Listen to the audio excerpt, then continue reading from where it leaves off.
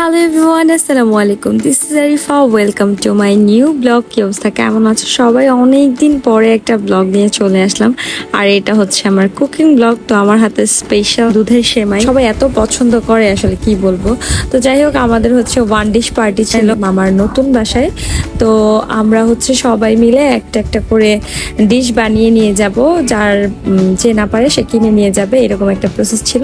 তো আমি এখানে হচ্ছে সেমাইগুলো সুন্দর করে ভেজে নিচ্ছিলাম, আরেক চুলায় হচ্ছে দুধ জ্বালছিলাম। আর এখানে অলমোস্ট আমি 3 ভাগে ভাগ করে সুন্দর করে এটা ভেজে নিয়েছি সেমাইগুলো। আর এখানে হচ্ছে অন্য চুলায় দুধ সুন্দর মতো জাল হচ্ছে। এটা জাল হয়ে যখন একটু ঘন হয়ে যাবে, তখন আমি একটু মশলা অ্যাড করব। এটা হচ্ছে গরম মশলা অ্যাড করে তারপর হচ্ছে দুধটা বলক এসে পড়েছে। আর এটা একটু যখন ঘন হয়ে আসবে, তখন আমি এটার মধ্যে চিনি দিয়ে দিব। আর একটু ঘন হলে তারপর হচ্ছে সেমাই দিয়ে দিব।